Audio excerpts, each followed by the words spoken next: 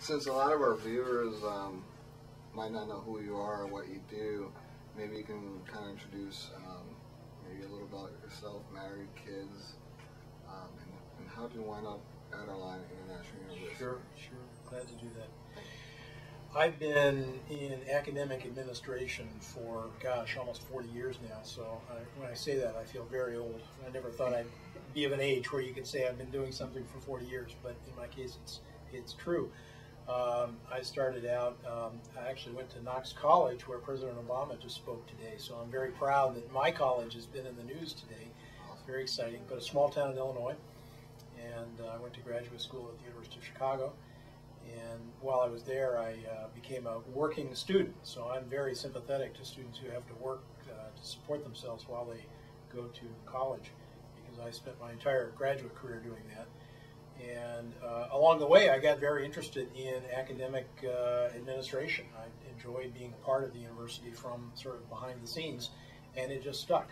So after I finished my degree, I continued to work in the administration and spent about 15 years at the University of Chicago.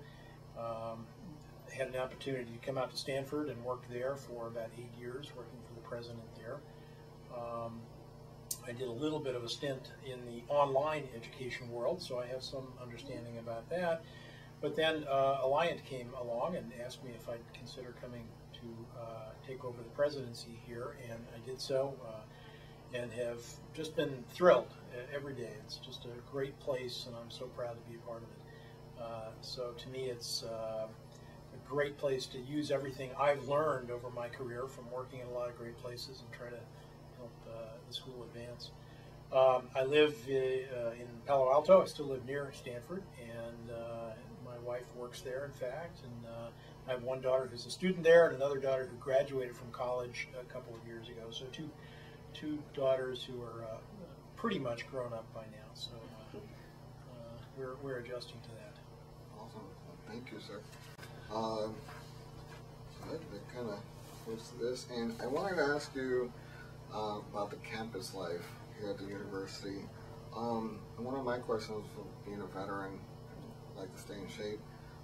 Were there any plans to fund a new gym on the campus? Yeah. You know, the long-term development of this campus is one of the biggest issues that we're working on right now, and it's an important one. We have, as the mission of the university has changed and evolved over the years, you know, this campus was built for a pretty traditional undergraduate population, you know, mostly students who lived on campus, and so there were the full range of resources here. There were playing fields and swimming pool and things like that. Over the years, not only at Alliant, but really across all of higher education, the population has changed dramatically. So now the vast majority of students who go to college in the United States don't live on campus, and most of them work, and most of them have families. And I think what we're trying to figure out is what's the right mix of services for the campus of the future, particularly the kind of students that we're likely to see here at Alliant. And to be honest, it's a real balancing act, because many schools have invested huge amounts of money in amenities, you know, sports facilities and you know, all kinds of attractions, and see it as a competitive advantage. I am concerned that all of those things add to the cost of going to school. And one of our real genuine commitments at Alliant is to try to keep college as affordable as we possibly can make it. And that means being really efficient with every dollar. So I'm not answering your question very directly, because it turns out to be a big and complicated issue, and one that we haven't quite settled on. I would love to see some very focused facilities that our students would really make great use of. And I think, you know, some workout facilities, you know, a better gym, and kind of more of a health club kind of approach might be the way to go, rather than you know, fields for intercollegiate athletics, which I don't see we're going to have anytime soon. So we are working on it, and I hope that over the next year or so we're going to be able to unveil some plans in that direction. My questions are more like general get to know our president, and Sure. they're more low key. Okay. More personal. All right. So one of my questions is, what was your favorite subject in school while going on school? Well, in both college and graduate school, I was a philosopher. My PhD is in philosophy, and so I've always kind of liked, big ideas and theory, and I frankly was not much good at math and science, but coped with that. But no, I've always really enjoyed. I read just about anything I can get my hands on, and I've always liked writing, and so working with language and with ideas have been the things that have most attracted me in school. Which brings me to the next question. What's your favorite book? I know it's hard, but Oh goodness, boy, that is a tough. Yes. I'm a huge fan of Mark Twain. I love reading Mark Twain. He's not much of a philosopher, but he's a great writer. Some books that have had a real influence on me, some books in philosophy. I mean, it sounds a little obvious to say, but things like Plato's Republic and some of the Greek classics really influenced me a lot when I was in college. I think as I've gotten older, I've gotten much more interested in history. For example, Doris Kearns Goodwin wrote a biography of Lincoln, which is just magnificent. Talked about how he put his cabinet together. It was called A Team of Rivals, and it's just an extraordinary book. And I think I've probably gotten more appreciative of understanding history as I've gotten older, and so I spend a lot of time reading that now. Thank you. What accomplishments are you most proud of? I know you have some quite. Oh goodness. Well, there are personal accomplishments. I'm very proud of my daughters, obviously, and my family. But I have always taken a lot of pride about being involved in innovation wherever I've worked, and I think each of the positions I've held through my career, the things that I look back on as the things that are most important, that I feel like I've really contributed to, are things that I made a difference in. We all like to feel like we're making a difference. In Alliant's case, I think we, over the last few years, have been shaping a new kind of mission for a university. This notion that a university is built on a professional education model, even at the undergraduate level, is something that is fairly unique. I think we've done an interesting job of taking a very disparate collection of campuses and programs that span, 6 or 7 cities in California and 3 international cities, and time zones and cultures and all of those differences, and tried to fashion it into a single institution. And I'm very grateful to all of the people who worked with me on that, the faculty, the staff, the leadership, the deans.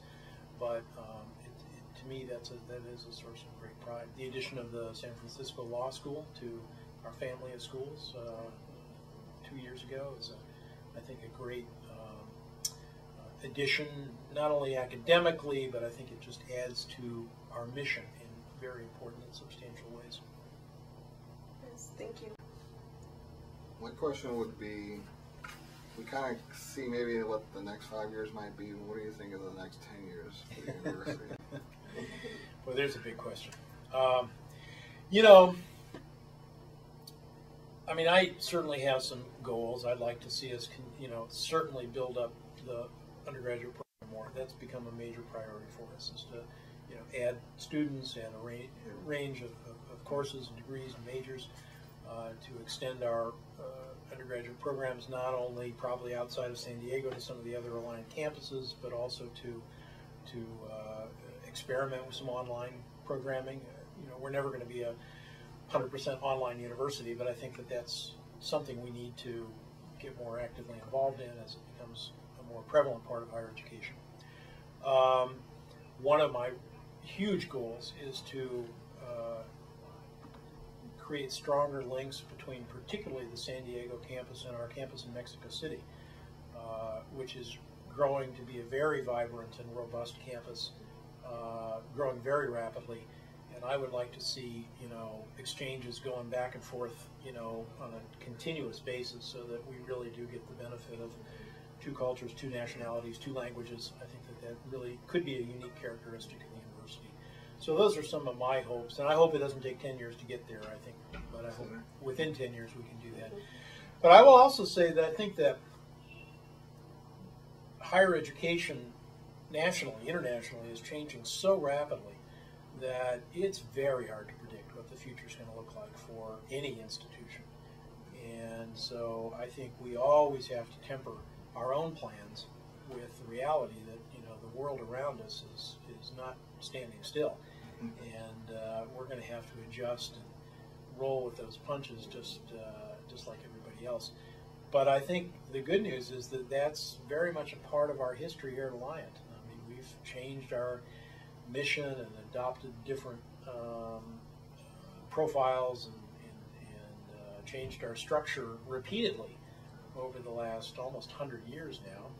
And I think that's a sign of a source of strength, actually, that we can continue to meet the needs of today's students and not get so bound up in our own traditions and our own history that we lose track of what we're trying to do today. Fantastic. Thank you. My last question is, how do you feel the retention of military on the campus? Is there a focus? Also, is there a focus to recruit more military members? Absolutely, on all counts, for all kinds of reasons. Obviously, being a part of the San Diego community means being a part of the military culture that is so dominant here in the city. And I will say again, I have grown enormously in my respect for the military as a place in which people develop skills and develop new opportunities. It is a true meritocracy, and I think we can learn a lot from that culture in the institution, and I hope vice versa. We are trying as best we can to be very responsive to our veterans and active duty students while they're here on campus. I think Tina Mancata does a great job in that, and we'd like to extend those resources even further.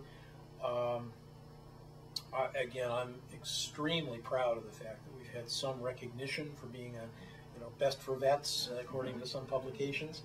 A year ago, when we looked at really the first wave of students who'd come in under some of the new federal programs and realized that 100% of our military students had graduated on time, again, that's something that I just trumpet every chance I get, particularly when you see how much